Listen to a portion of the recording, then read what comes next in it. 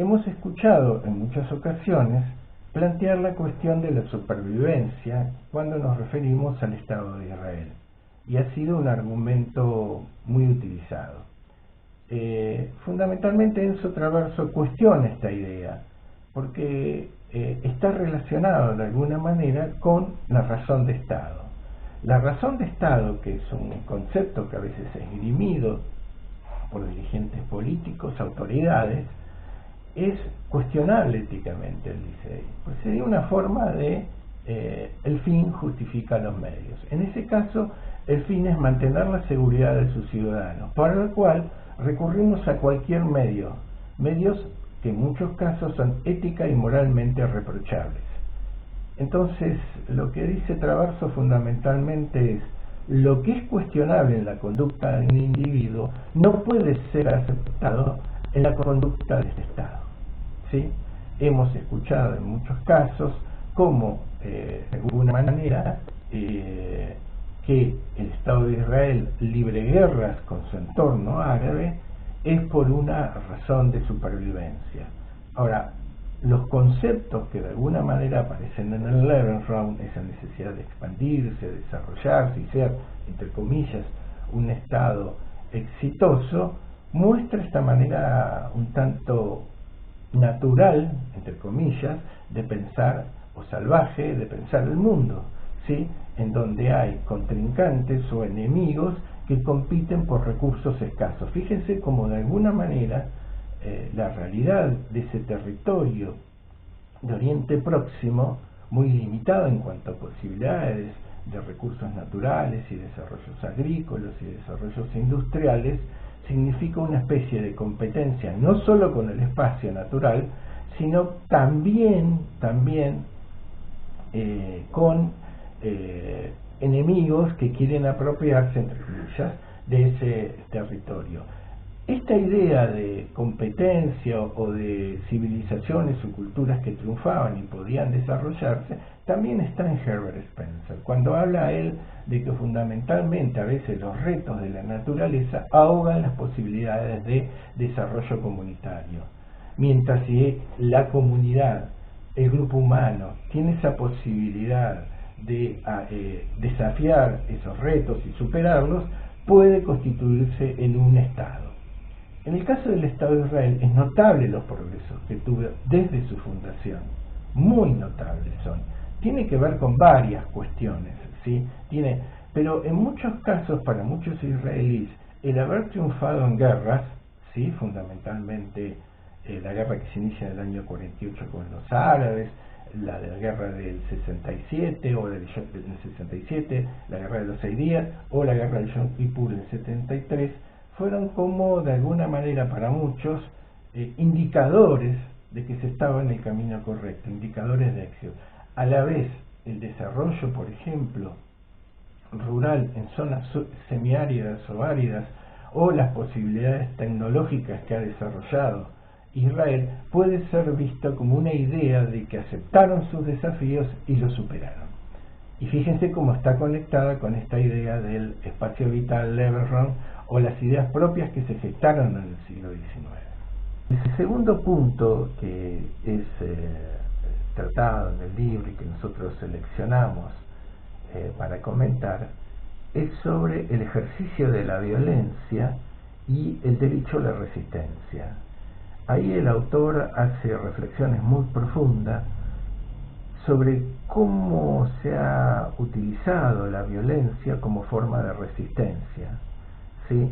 Y qué tipos de violencia se han utilizado y cómo se la ha justificado.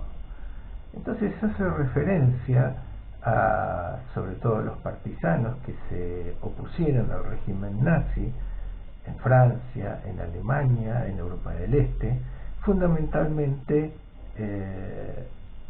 dando lugar a ciertos cuestionamientos sobre cierto ejercicio que se llevaba adelante del terrorismo. Esto quiere decir hacer ataques indiscriminados que incluso perjudicaban o destruían o mataban a la propia población que estaba ocupada por los nazis.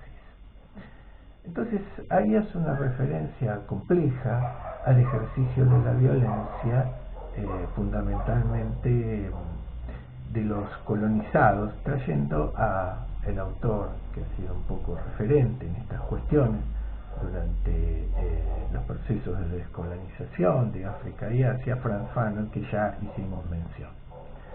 En 1948 se crea el Estado de Israel. Rápidamente se organizan las milicias que habían participado junto a los ingleses de la Segunda Guerra Mundial como las Fuerzas de Defensa de Israel. Y se inicia una guerra civil, podemos decir, con los árabes que se prolonga durante un año. En ese proceso muchos árabes, muchos palestinos son desplazados y finalmente Israel derrota y amplía sus territorios más allá de los dispuestos y señalados por la Organización de las Naciones Unidas. Esto lleva a enfrentamientos crueles, sí, fundamentalmente, y el hecho de que muchos palestinos son desplazados de las tierras en donde se encontraban y se ven obligados a concentrarse en campos de refugiarse en otros países árabes o en lo que hoy conocemos como la Franja de Gaza. Al estallar la guerra también lo que ocurrió, que muchos judíos que vivían en países árabes se vieron hostigados y se dirigieron al relocalizarse en el Estado de Israel. Se cree que más o menos un 30% de la población original del Estado de Israel venía de estos desplazamientos de judíos en países árabes, donde en muchos casos convivían, a veces con serias dificultades, pero convivían. Entonces, lo que ocurrió fundamentalmente es una gran tragedia para el pueblo palestino que lo recuerda como la Nakba, ¿sí? El desastre, una especie de referencia a su propio holocausto. Esto llevó a gran cantidad de la población gazatí, palestina en general. En Palestina recordamos que son hoy dos territorios que se sitúan en Cisjordania y en Gaza, a desplazarse y vivir y desarrollar su vida, muchos de ellos en los campos de concentración, en un conflicto permanente. Un conflicto que se sucedió durante todo el siglo XX y que aún se sucede, con la guerra que hicimos mención con anterioridad, de los 6 días y del Yom Kippur, con participación de los países árabes que enfrentaron al nuevo Estado de Israel. Ahora, la pregunta que hoy en día hacemos y se hace el autor es cómo aparecen los árabes, ¿sí? Y en particular los habitantes de Gaza o gazatíes, ¿sí? O palestinos en la prensa occidental. Y fundamentalmente lo que va a decir que en la prensa occidental aparecen como una identidad vaga, disuelta dentro de otros países y culturas árabes. En cierta manera, esa aparición hace que se difumine la identidad palestina en una cultura que es muy compleja y heterogénea como es la cultura árabe, ¿sí? Pero hay una segunda cuestión que aparece en la prensa y que el autor cree ver de alguna manera la semilla o la simiente por las figuras, las metáforas que se utilizan de lo que ocurrió con el antisemitismo en el siglo XIX y principios de los XX en Europa. Fundamentalmente él dice que se lo relaciona con los bárbaros y se los deshumaniza poniéndolos en la condición de animales, ¿sí? Que nosotros hemos escuchado en varios, incluso periodistas de la Argentina, que son directamente propagandistas de las acciones bélicas de los israelíes, sin aportar ninguna reflexión que nos haga pensar más en términos humanitarios. ¿Sí? Como una toma de partido, que uno puede decir, bueno, a veces es lo que ocurre que hay falta de información, a veces una identidad muy fuerte, judía, que hace reflejarse con la supervivencia, entre comillas, del Estado de Israel o las prácticas sionistas, pero en muchos casos la sensación que uno tiene es que hay mala fe realmente, porque no se trasciende el conflicto entre partes, no se tiene ese estado mental de honradez para saber construir un conocimiento que vaya más allá del interés de las partes y con sentido humanitario. Y eso lamentablemente lo hemos visto en los medios incluso de corriente principal o de mayores audiencias. Pero entonces ahí hay metáforas zoológicas para referirse a los palestinos y a los árabes, y tiene que ver con esta cultura de orientalismo que en su momento señaló Edward Said, de que Occidente se definía fundamentalmente por una antítesis de la otredad, que incluía por supuesto a los pueblos de Oriente. No lo podía hacer. Hay, lo que dice el autor, y toma palabras de Fanon, un derecho a la resistencia. Estamos viviendo en un ejército que es súper adelantado y que trabaja con inteligencia artificial y que toma posesión de territorios o controla territorios habitados por palestinos. Se puede pensar en términos de imperialismo o colonialismo, y citando a Fanon, dice que el imperialismo es violencia, y la única manera de crear identidad y que esas personas subyugadas es a través también de la violencia. El imperialismo es violencia, la violencia es una forma legítima de desligarse de esa forma de imperialismo o control social. No, esto es una especie de cuestión muy delicada, porque de alguna manera a lo que le interesa moverse y dar explicación de ciertas actitudes, sobre todo, o prácticas guerreras que pueden tener los pueblos en este sentido. En ese sentido, el autor, el historiador, hace referencia a Vietnam, ¿sí? Fundamentalmente hay algunos parecidos que son un poco inquietantes, de cómo un pueblo que no tiene el adelanto tecnológico y los medios como para llevar a la guerra, o sea que hay un desequilibrio esencial, genera la posibilidad de combatir, ¿sí? Entonces habla de los famosos redes o túneles que, al igual que lo tenía el Vietcong ante un ejército poderoso como el de Estados Unidos, practican los gacetillas, ¿sí? Recuerdo en un reportaje de hace unos años, creo no equivocarme, que era a raíz de la guerra en Argel,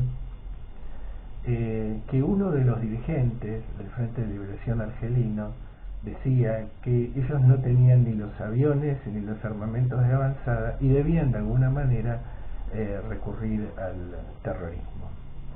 Entonces lo que él analiza es ciertas actitudes que tuvieron parte de la población palestina al ver que tenían la posibilidad de atacar, como fue el ataque brutal del 7 de octubre, ejercido con terrorismo, y salir de una situación pasiva. Y que se entiende algún festejo en este sentido, se explica, no se justifica moralmente, pero se entiende porque él recuerda cómo en los campos de concentración, cuando las personas que estaban encarceladas y sometidas a condiciones inhumanas, les llegó la noticia que las ciudades alemanas estaban siendo bombardeadas por los aliados. Y de alguna manera lo que se decía, bueno, ahora están probando parte de su propia medicina. Bueno, es un tema interesante para profundizar y explicar, no deja de generar cierto resquemor en quienes tenemos una situación de desarrollo histórico diferente de la violencia revolucionaria y de las dictaduras en Argentina. Pero es lo que señala fundamentalmente es que hay detrás de esto una ideología colonial, fundamentalmente que considera en condición menor a los palestinos, e Israel es un poco la avanzada de ese Occidente en esta situación. Ahora, señala algo muy importante y que tuvo repercusiones en forma reciente, que es que hay un giro del derecho internacional. El derecho internacional en buena medida se nutre del derecho público europeo, y los organismos como la Corte Internacional de Justicia o la Corte Penal Internacional son organismos que rescatan la condición humanitaria propia de la Ilustración y universalista. hasta hace poco, dice el historiador, los pueblos coloniales, colonizados, dependientes, subdesarrollados, o que habían sido efectos del imperialismo, no eran sujetos de derechos, sino que eran sujetos a los cuales se los podía o combatir o auxiliar. Pero había un giro importante desde el momento que parece que ese derecho internacional ya se está aplicando a países de escala importante, y vamos a ver qué reacción. Sudáfrica denunció hace un tiempo a Israel por su régimen de apartheid y probabilidad de un genocidio en Gaza ante la Corte Penal Internacional. Esto llevó a que muchos reportes de enviados de las Naciones Unidas indiquen cuál era la situación en Gaza.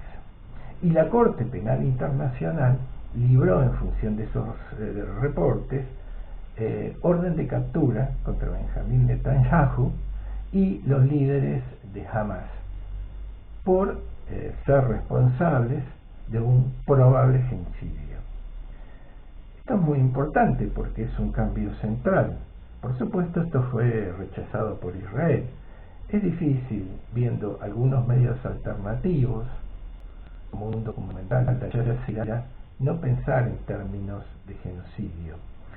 ¿Por qué? Fundamentalmente porque, si bien es una definición legal que tiene sus límites, dice Traverso, si entendemos por genocidio la destrucción de un grupo racial, cultural, nacional o una etnia, o las limitaciones que se infringen a través de maneras directas o indirectas, parece estar ante esa situación.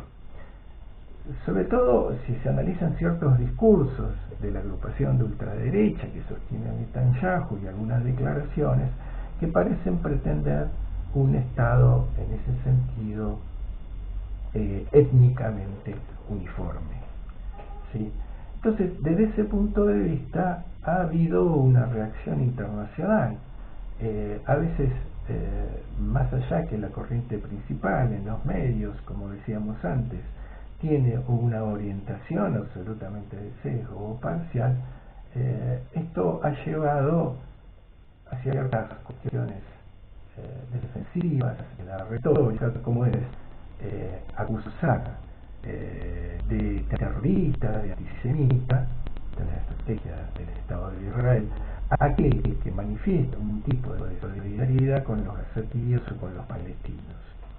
E incluso han calificado de antisionistas a líderes, escritores e intelectuales importantes desde la diáspora judía.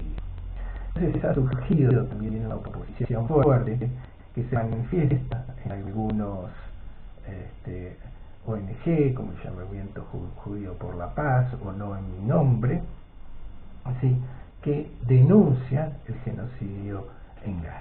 Bueno, decíamos que la Corte Penal Internacional pidió orden de captura para Benjamín Netanyahu de Israel y el líder de la líder principal de la organización armada Hamas. Esto fue un cambio importante en el sentido de que decíamos, como dice Traverso, que este derecho internacional público no se aplicaba a los países más importantes.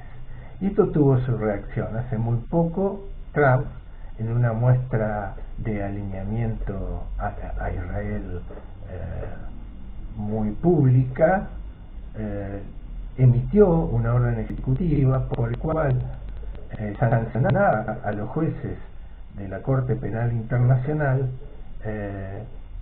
no dejándolos entrar al país y poniendo en riesgo los bienes patrimoniales que podían tener en Estados Unidos, en una agresión sin precedentes contra este tribunal.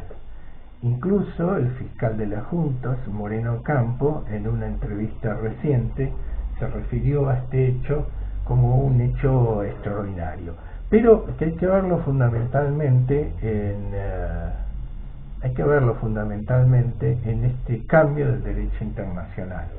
Y ante los ojos de todos, y por las cifras que muestran a la fecha de la realización del libro de Traverso, hablábamos de 1.200 israelíes muertos contra 34.000 palestinos.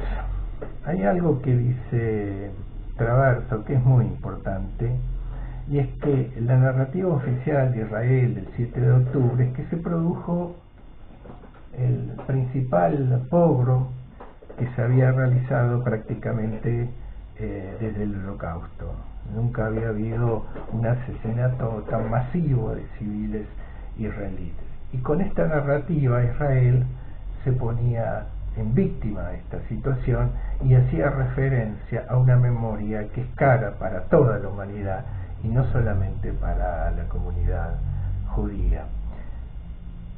Ahí trae el recuerdo de los textos de Primo Levi. Primo Levi era un químico, pero sobre todo resaltó como un gran narrador y pionero de la literatura concentracionaria que se dio en la posguerra. Primo Levi había sido de origen judío, italiano, había sido capturado como partisano y fue quien escribió una trilogía, yo particularmente reí si esto es su nombre, en donde narraba la situación cotidiana en los campos de concentración. Pero después fue un gran divulgador del Holocausto, ¿no? Las narraciones que él tiene, él fue poeta y dramaturgo también, son muy importantes realmente para tomar conciencia de lo que era la vida en los campos de concentración. Y él hace referencia en un momento a alguna idea que se había desarrollado relacionada con la comunidad judía, en el cual a raíz de lo que había sido su historia a lo largo de los años, en particular luego del exterminio que llevaron adelante los nazis, una profunda se había registrado en esta comunidad un profundo miedo existencial, ¿sí? Lo cual lo llevaba de alguna manera a recurrir a cualquier medio para garantizar su permanencia en el Estado de Israel. Ya Primo Levi había analizado esto y había dejado en claro que de existir esta conciencia, este miedo existencial, ¿sí? No justificaba acciones brutales en otras poblaciones, sobre todo en las conflagraciones que se desarrollaron con los árabes o con los palestinos, porque sí es cierto que quien ha sido víctima puede convertirse en victimario, ¿sí? Entonces, desde este punto de vista, hacer referencia a un mundo hostil hacia una comunidad, porque es común cuando uno dice, bueno, es la única democracia de Occidente rodeada de teocracias árabes. Bueno, la pregunta es si como democracia se juega solo en su interior y no es una democracia para quienes son sus enemigos, o no se dan las normas ideales que uno piensa que debería tener una democracia, unas normas internacionales que tienen que ver con las normas de guerra, cuando se hace ataque a sus enemigos. Entonces ahí hay me parece, una cuestión muy complicada.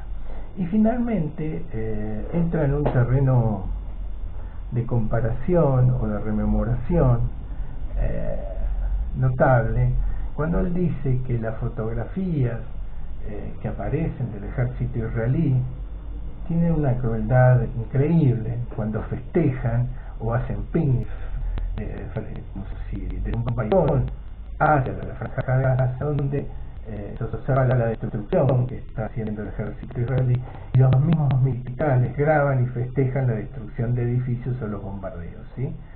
Entonces, de alguna manera, si nosotros creemos de alguna forma que ese ataque brutal terrorista del 7 de octubre, nos podemos convencer sí que hace falta una reacción muy desmesurada, como una especie de venganza justiciera que poco tiene que ver con la existencia de ese Estado que ha sido atacado. Y dice algo más sintomática. Cuando él ve las formas en que se está destruyendo Gaza, en el cual prácticamente no hay edificios públicos que han quedado en pie, piensa en una forma de terrorismo y le hace recordar a las fotos crueles que publicaban los nazis cuando eliminaban judíos o cuando destruyeron en 1943 el gueto de Varsovia, ¿sí? Que había ofrecido resistencia y que fue borrado de la faz de la tierra con una brutal represión de las SS. El último tema que vamos a tratar tiene que ver con la memoria del Holocausto y los peligros que se ciernen sobre esa memoria, como dice el autor, sobre esa religión laica que ha sido tan importante construir fundamentalmente para tener en cuenta a la hora de respetar los derechos humanos. En ese sentido, Traverso dice que es muy importante cuidar esa memoria. Traverso, como creo que ya lo dijimos, no es un historiador que diferencia de manera tajante la memoria y el oficio de historiador. Él sostiene que de alguna manera hay vasos comunicantes y ambas cuestiones se relacionan. La utilización que se puede hacer indignada del Holocausto cuando hablan autoridades de Israel puede dañar esa memoria. Y él dice algo que es muy importante, que me hizo pensar a mí en la Argentina. Él dice que no es un sistema político, la democracia, solamente donde hay poderes republicanos, donde hay elección del pueblo, donde hay alternancia de poder, donde están las libertades básicas garantizadas. Es también una memoria cultural. Una democracia puede tomar cierto perfil diferente a otra según los tiempos y los países. Y él dice algo que es muy importante a tener en cuenta.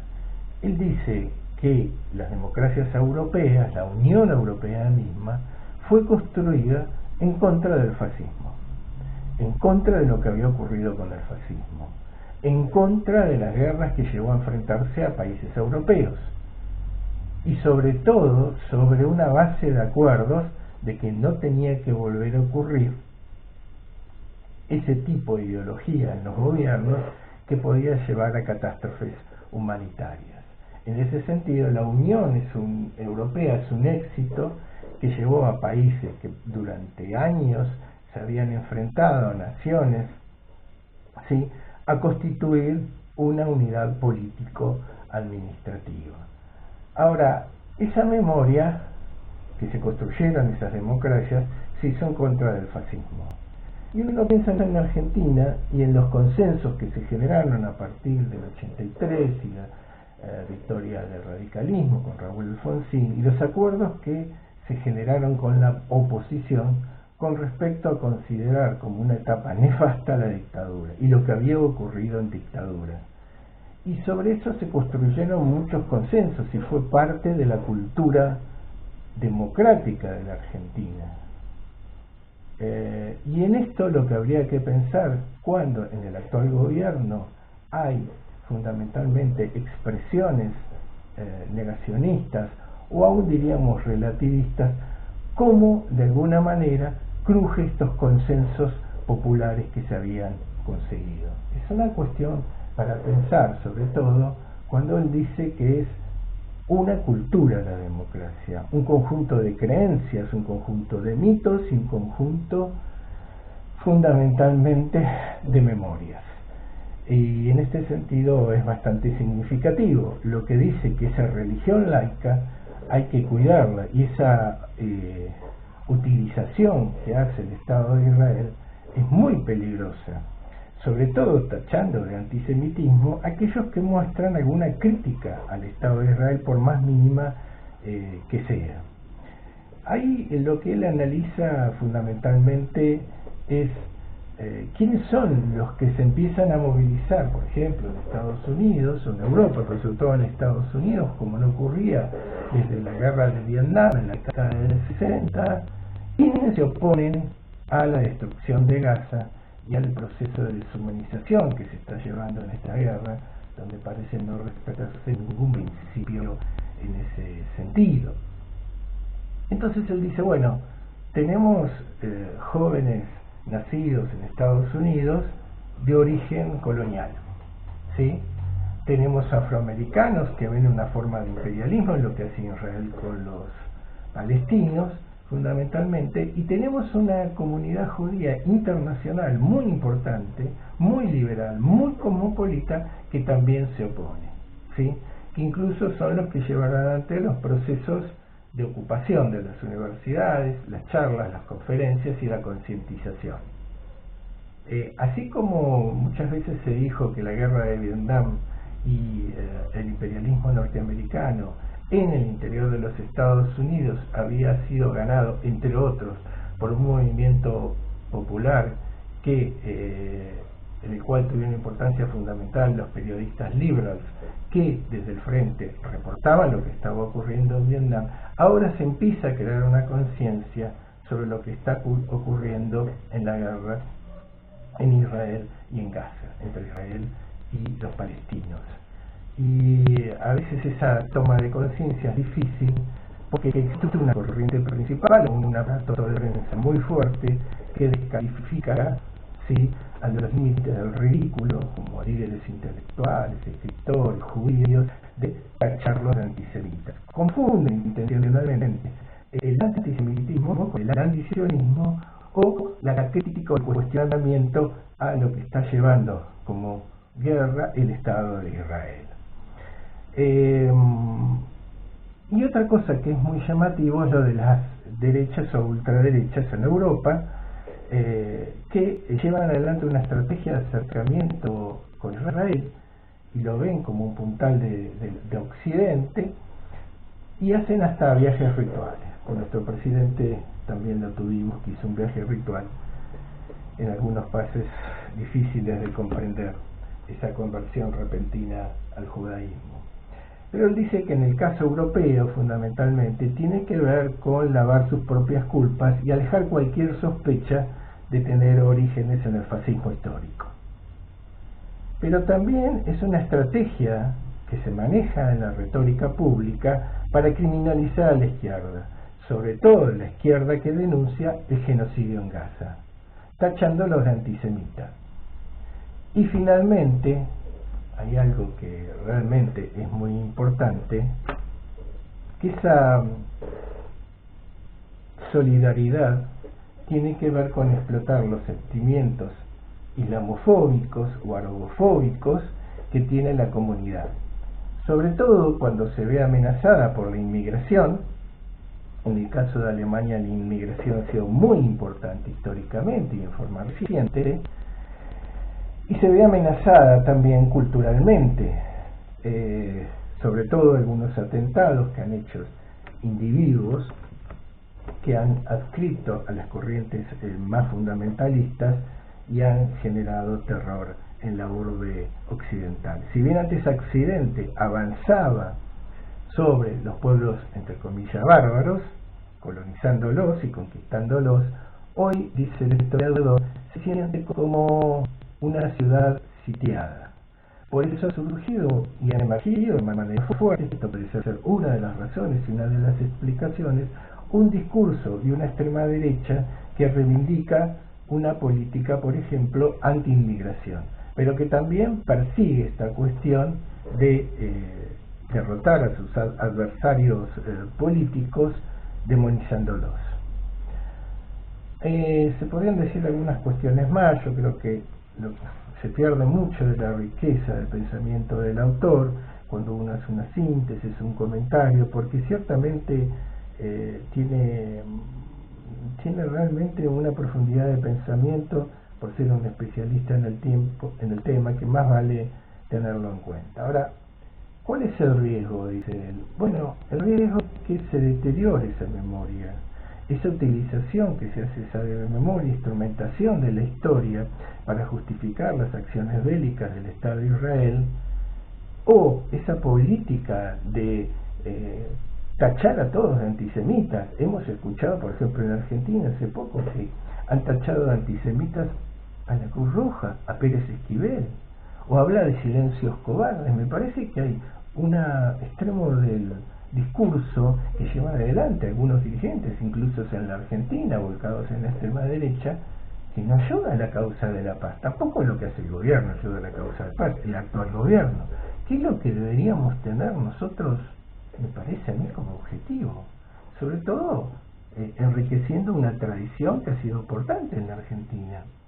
Ahora, realmente, por supuesto que todas las referencias a la Argentina no aparecen en el libro, sino es parte de lo que nos hace pensar el autor, ¿no es cierto?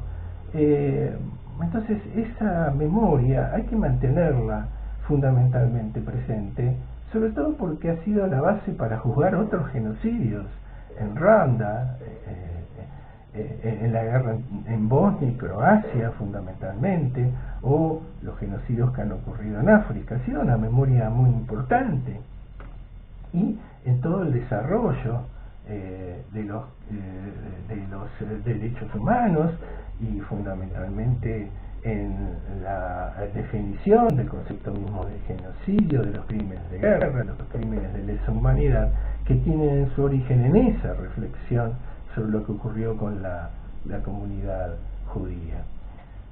Él dice, bueno, ni las armas de Europa, o no de todos los países europeos, ni las armas de Estados Unidos, ni el dominio que tienen de las corrientes principales, de los grandes medios, fundamentalmente, ni estas acusaciones de antisemitismo van a hacer que la causa de Israel se legitime. Muy por el contrario, esto no va a ser suficiente. Y con respecto a la guerra, otra enseñanza que ha dejado muchas veces la inclusión de las grandes potencias dominando, hablamos de la Guerra Fría, en Afganistán o en Irak, o incluso la experiencia de Vietnam, ha demostrado en muchas ocasiones que por más que tener ejércitos poderosos como es el ejército de Israel, no han logrado doblegar a sus enemigos en ese sentido.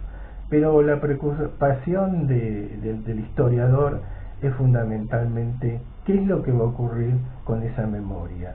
Si todos son antisemitas, quizás algunos piensen, la Cruz Roja es antisemita, si dirigentes judíos importantes que han tenido una trayectoria son antisemitas, entonces alguien va a poder pensar que no es tan malo ser antisemita, como él dice en un reportaje hace poco. Para terminar, digamos que el libro abre muchos cuestionamientos, va en contra de una corriente general de cuáles son las noticias que nos llegan, sobre todo por los medios occidentales, incluso por las redes, pero fundamentalmente yo lo que los incentivo es a leerlos por ustedes mismos. Hay que hacer un esfuerzo muy grande para encontrar prensa alternativa, videos alternativos, porque el dominio tanto en lo que son los medios tradicionales o las redes tiende a ser o volcar hacia un lado o hacia una de las partes en conflicto el pensamiento. Para dar una conclusión a los comentarios que hemos hecho sobre el libro del historiador Enzo Traverso, me gustaría primero decir que el autor, sobre las páginas finales, plantea en cierta manera un camino esperanzador sobre el conflicto que parece eterno e interminable entre árabes y judíos, y dice que quizás algunos años atrás, sobre todo durante el siglo XX, en la primera mitad y el siglo XIX, fue difícil pensar en la existencia de unidad administrativa como la Unión Europea, que terminó con los enfrentamientos entre los estados europeos. Él sostiene que realmente la existencia de dos estados, uno israelí puro racialmente y otro palestino puro racionalmente, en espejo, no sería una solución. Y quizás pensar un estado multirracial sí lo sea. No parece ser una utopía no conseguible si tenemos en cuenta fundamentalmente esta referencia que hace el historiador con respecto a naciones que se habían enfrentado en guerras importantes durante el siglo XX. Les recuerdo además que en la caja de comentarios van a tener el enlace al archivo textual de el resumen que usamos como referencia para esta exposición y que también lo pueden obtener, y ahí donde está un poco más precisado algunas fuentes y la bibliografía que hemos empleado como complementario para comentar este texto. Finalmente me gustaría rescatar y leer algo que dice el autor, que son haciendo referencia a las palabras de Hannah Arendt. En 1950, Arendt escribió que la tragedia de la Primera Guerra Árabe-Israelí, fuente de consecuencias negativas a largo plazo, consistía en la creación de una nueva categoría de apátridas, los refugiados árabes. Lejos de garantizar su seguridad, la victoria de Israel había preparado el terreno para una crisis permanente. Una vez ganada la guerra, había escrito Arendt 2 años antes: el fin del conflicto vería la destrucción de la oportunidad y de los logros únicos del sionismo. El país que nacería sería algo muy distinto del sueño de los judíos de todo el mundo, sionistas o no. Los judíos victoriosos vivirían rodeados de una población árabe completamente hostil, encerrados dentro de fronteras constantemente amenazadas, tan preocupados por su autodefensa e integridad física que perderían todos los demás intereses y abandonarían todas las demás actividades. El desarrollo de una cultura judía dejaría de ser la preocupación de todo el pueblo. La experimentación social se descartaría como un lujo innecesario. El pensamiento político se centraría en la estrategia militar. El desarrollo económico estaría determinado únicamente por las necesidades de la guerra. Y todo esto sería el destino de una nación que, aunque consiguiera absorber cada vez más inmigrantes y ampliar cada vez más sus fronteras, la absurda pretensión de los revisionistas incluye todo Palestina y Transjordania, seguiría siendo un pequeño pueblo muy inferior en número a sus hostiles vecinos. Esta perspectiva, que para Arendt era una pesadilla, está hoy ante nuestros ojos, dice el autor.